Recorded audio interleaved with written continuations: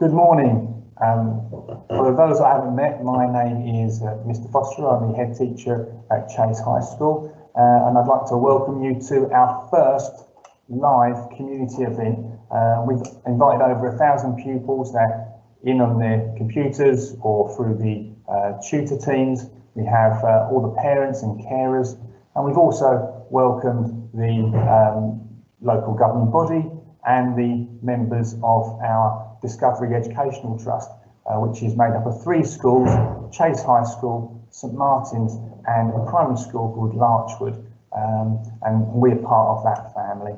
Now, as it's our first live event, if there is any technical problems, then don't worry, we will be sending home a detailed letter by the end of the week that has everything on it that you may need. And if it works okay, this will be recorded and be available for parents and pupils as well.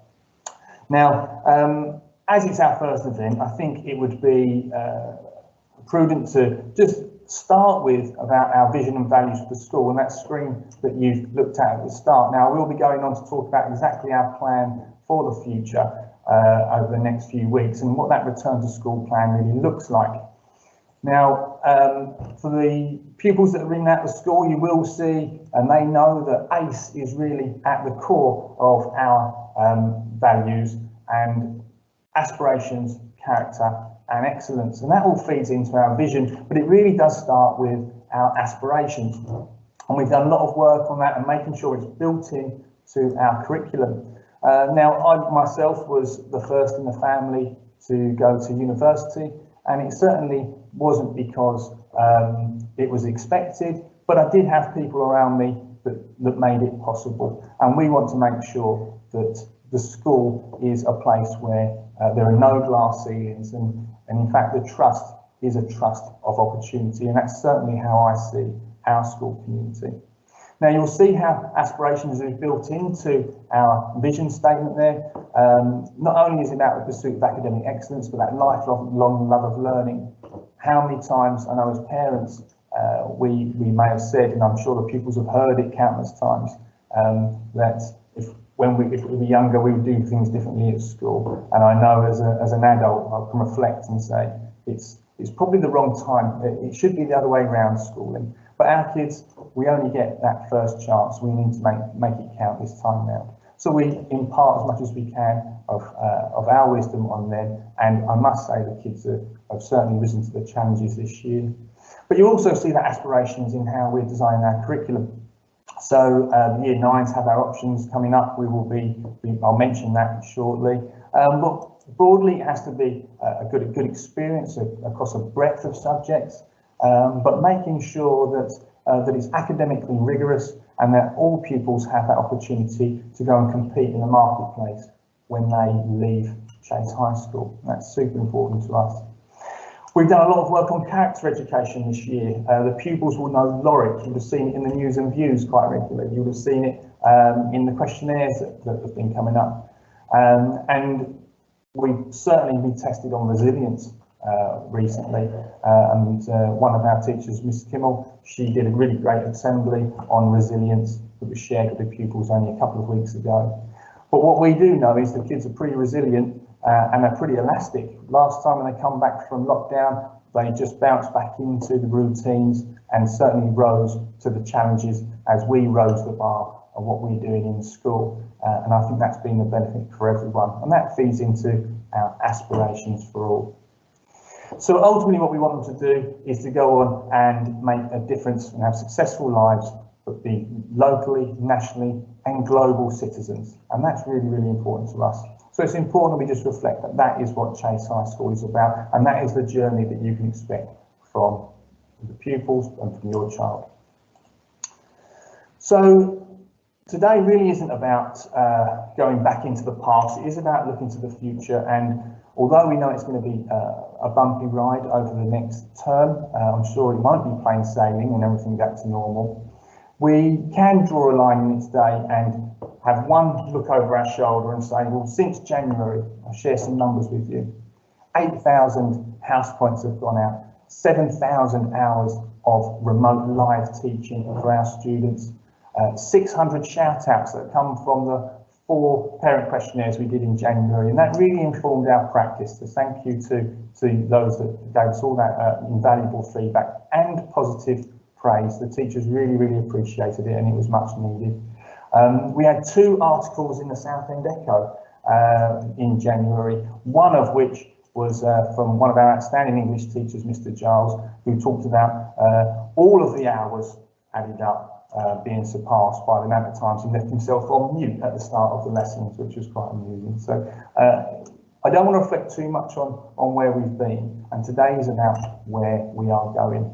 So all good things do need to come to an end. And I say that tongue in cheek. I'm sure parents have loved having children about 24/7 and will be reluctant to let them come back to school and let us take over. But we do know that pupils are better off in school, and we will take a lot of learning from lockdown, a lot of learning. If you think where we've travelled as a school, as a community, in our virtual school, it's certainly something we wasn't able to do only 12 months ago. And we've learned a lot. And today is a good example of things that have moved on, about how we can bring our community together, even in a virtual situation like this. And the teachers have learned lots too. And we will bring the best bits back into the classroom and informing our practice.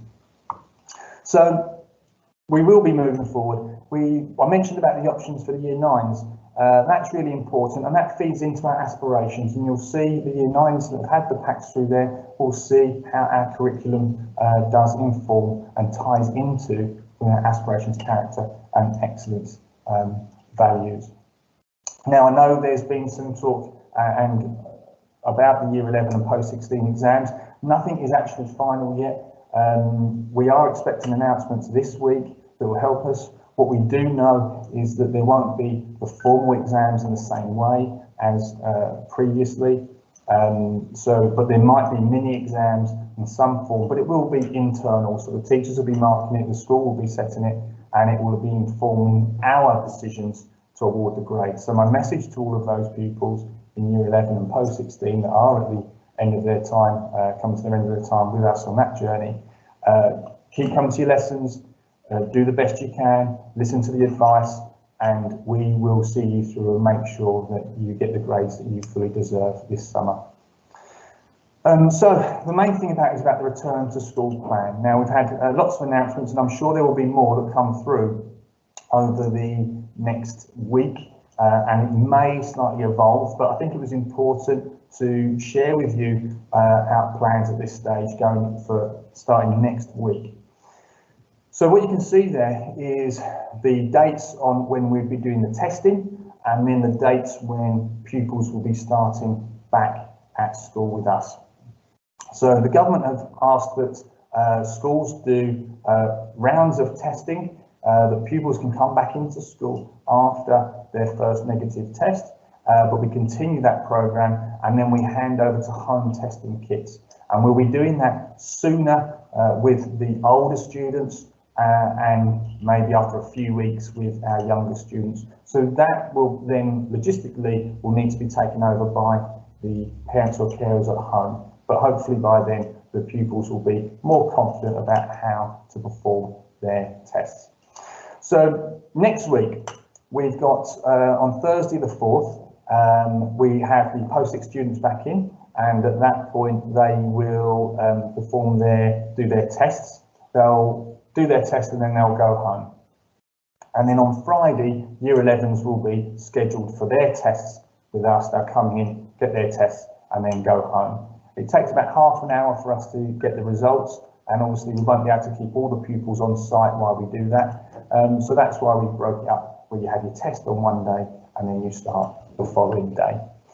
And you'll see that programme rolls down the year groups all the way down, so that Year 7s are testing on Thursday the 11th, but then they'll be back in school on Friday the 12th.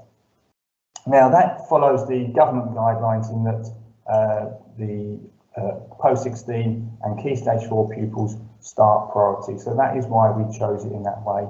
Now I think it's important to say that lessons in between will be carry on as normal in live teaching. So the Year 7s, for instance, will be having all of their live teaching, or nearly all of their live teaching, up until the day of their test.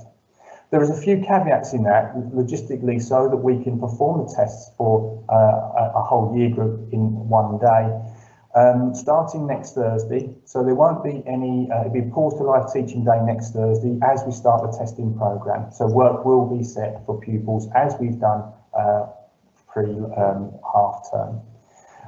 On Friday, we're doing a catch-up day for pupils, so there won't be any new content set on Friday the 5th for students. So there'll be no live teaching, and that will also, twofold, it's something that the junior leadership team had fed back from theirs, and also come out from the student and parent surveys that they needed time to catch up on work as some of it's built up. And I think that would be a good time to do it just before they come back, so they can effectively clear the decks and make a good dent in any overdue work. But twofold, it also will help the school, because then we can get everything prepared.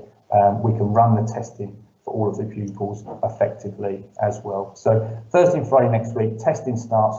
Also, there'll be pause to live teaching, and then the catch-up day on the Friday.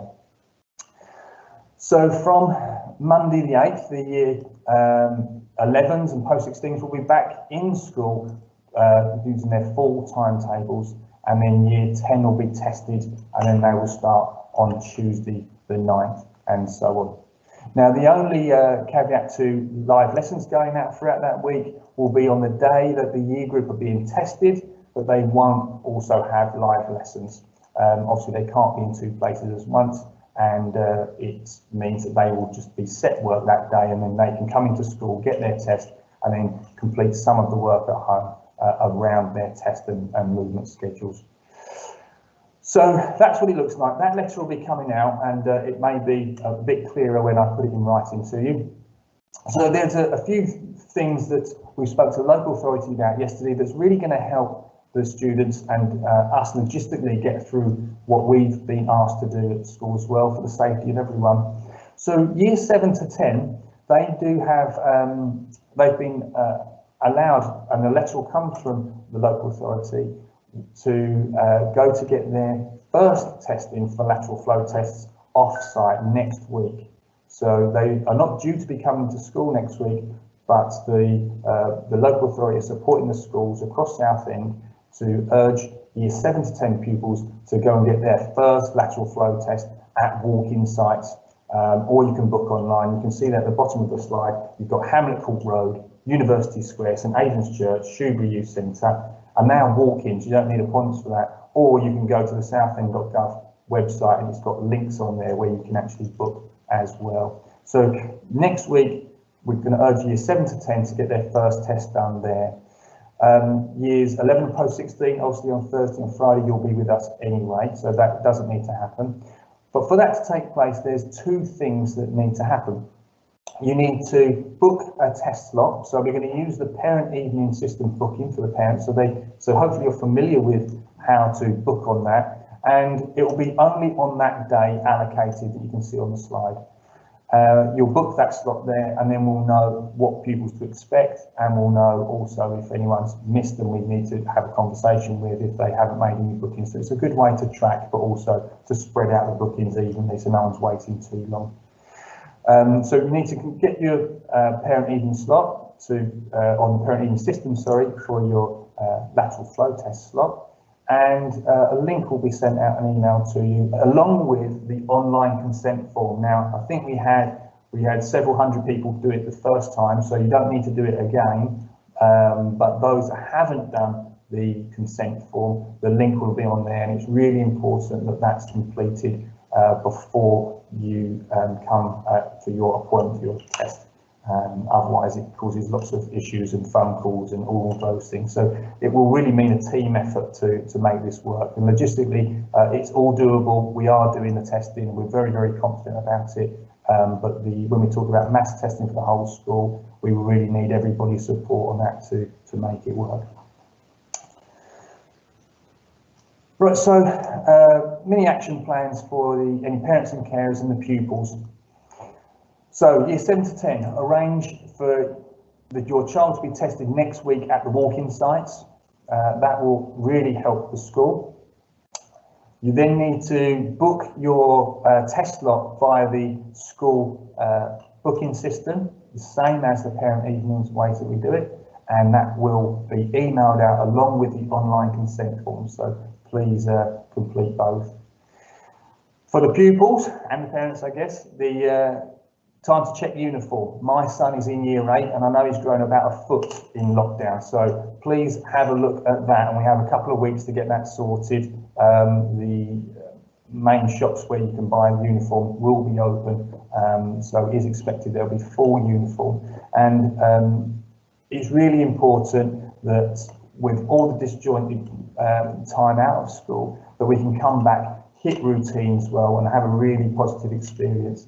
And uniform standards are and the basics on behaviour are really, really important. And we, again, as a team effort, we really need your support to get day one right, and we can make that a really positive experience for the pupils.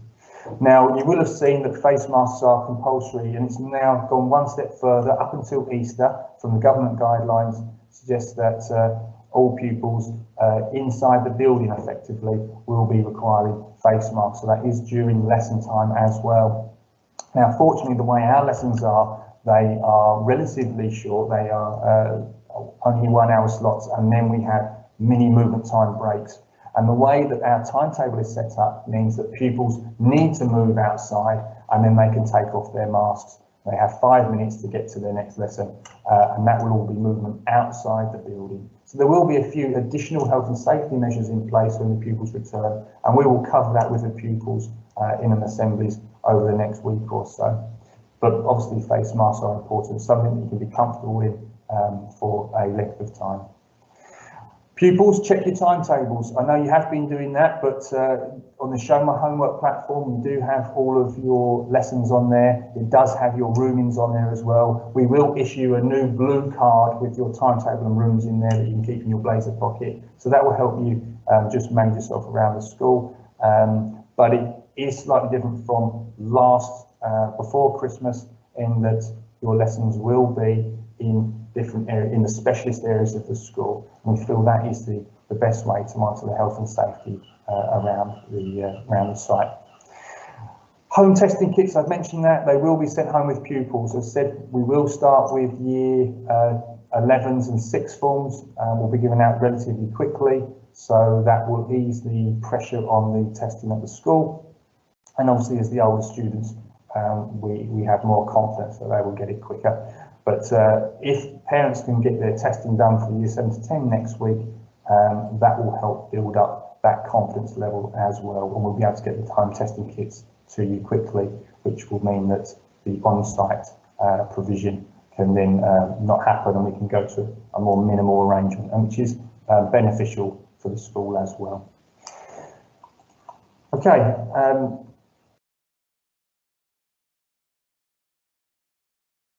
Finally, the last thing I guess for me to say is, bear with me 1 second. There we go. Finally, the last thing for me to say really is that this only works with partnership with everybody involved in the school, and that's why it was important to involve the trust today, the governing body, the parents, and as well as the pupils and the staff. So it will take a joint effort. We are expecting that there's going to be some issues over the next summer term, but what I've seen from our pupils and the transition and staff have made to some really challenging times is that I know that we've got this, and it's something that we're all going to respond positively to.